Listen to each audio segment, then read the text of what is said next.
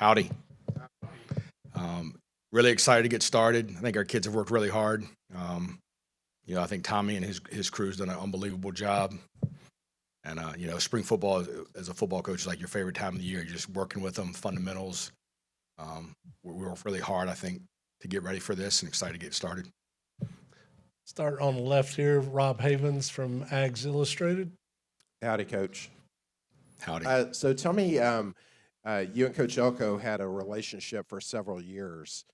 Talk about how that was back then and how it's changed kind of over the years. And when you got the call, tell us about your decision to come here. Yeah, it's, Mike and I worked together almost 20 years ago. And University of Richmond, Dave Clawson was the head coach. Russ Huseman was our D coordinator. He's the head coach of Richmond now. Mike coached linebackers. I coached corners. Russ coached safeties. Ben Albert was our D-line coach. He's been in the NFL. He was the D coordinator for Coach Cutcliffe at Duke. And our one of the guys that are like GA was Patrick Graham. He's D coordinator for the Raiders. So we had a pretty good crew right there for FCS football. But Mike and I were both young guys, kind of learning, and have had some success. Had relatively similar kind of like. Yeah, I went to Ball State. He went to Bowling Green. He went to Wake Forest. I went to Army, and so we always stayed in touch about scheme, philosophy stuff. Tried to visit every couple years. A guy that I always felt like in the off season I was going to catch up with. We kind of stayed in touch. I think we have similar personalities too. Similar philosophies on how to play defense in college. And so I think when he got the job, I was fired up for him, but wasn't surprised. I always knew he'd get a chance like this at a program like this. So when he called me, right around signing date and said, what do you think? I was fired up. I was excited, and I think this is a special place. To the left, second row, Alex Miller from the Bryan College Station Eagle. Hey Jay, you guys hit the portal pretty hard in the secondary over the winter break. What are you hoping to see from that group, and just how you're hoping that position comes along?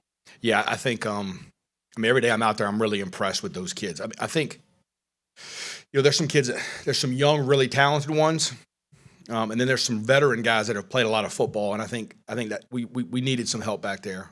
But I think the kids that were on the team have done a really nice job too. So there were some depth issues there for sure, but I think when you're out there and you watch this, I think the length at corner, the big body, speed, length at corner is impressive. I'm excited about those guys, and I got no idea who's like going to end up being the starters and who's going to compete and play. But there's some really talented guys, and Jordan will do a great job with them. Ish is doing a great job with the safeties. So I think that group's become. When we first got here, and Mike and I went through the depth chart, I was like, oh boy, and I think that group's going to become a strength for us. I really do. Front row, Robert Cessna from Bryan College Station Eagle. So how much did it help you that you were in the SEC a couple of years? Because everybody talks about how different the SEC is, and of course you've had a little bit of experience. And talk about adjusting to the SEC. I think this conference is different. I think the best players in college football play in this conference. I think it's been proven. I think when I left North Carolina and went to Florida, I don't know if I would have been prepared for some of the challenges to be a coordinator in this league. I think it also helped me a ton recruiting and knowing the players and knowing who was available when they went in the portal helped a ton too. But yeah, I think until you've been in this league, you really don't understand. I don't think that the matchup issues some kids create, and the schematic problems people create. So I think if you haven't been in this league, to become a coordinator in this league is hard. Mike and I have talked about that too. His first year when he got here, you learn quickly that some things you have to do differently. Okay, Cease, follow up.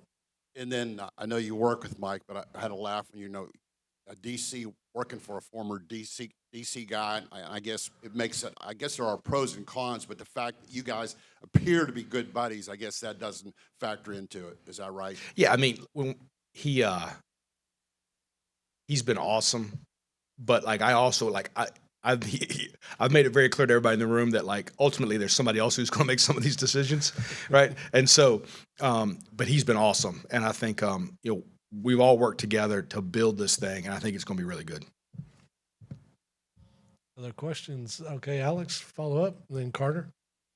So kind of going off of that, talking about being in the SEC, what have you seen it takes to have a successful defense in this conference from your perspective? So this is a big person league. The big people have to be really good. Your D-line, I think there's a certain level of talent and ability and depth you have to have at the defensive line, which I think we're pretty close to having. And I feel really good about Tony and Sean coaching those guys. So there's that. And then I think the skill matchups, you can't just roll out there in some other conferences. You can roll out there and say, okay, yeah, like the linebacker's going to cover that guy, no problem. In this league, like you're done, right? And so I think like the matchup problems, trying to get like bodies on like bodies all the time. The overall skill of every skill player in this conference, I think it's just different. It's the closest thing to the National Football League. Go front right, second row, Carter Correll's 247. Hey, Jay, you talked about, obviously bringing in 2 Florida guys, Jaden Hill, Scooby Williams. What can you tell us about those guys? What are you expecting from them this spring? Yeah, so Jaden, when I was at Florida, we thought he was going to the National Football League. He had been a 2-year starter for us, a really good player. And so when it came out that he was going to consider coming back for another year, it was a position in need for us. He's a young man I have a very high opinion of as a person, as a competitor, smart football player. And I just I said to Mike, I said, we got to go try to get this guy. And I mean, we were not the only one. So I think obviously my relationship with him helped a ton, but I love that kid, man. He's a competitor. He's tough. He's going to help us a lot, I think. And then Scooby, I hope Jamaica's listening, his mom. Scooby has been like my adopted son for 2 years at Florida. So I think he he's got a ton of ability, and I think a change of scenery was probably good for him. And I think he's going to be a kid at the linebacker position that's going to help. Coach will go fourth row, Rob Havens, Ags Illustrated again. Do you prefer to call the defense from up in the press box or on the field, and kind of talk about what are kind of the benefits of that? I've done it both ways. I think it's better from the press box right now. Especially with the headset rules. Yeah, I think it's better from the press box. Any other questions? All right, Coach. Thanks for your that time was today. easy. Appreciate it. Thanks. Appreciate it.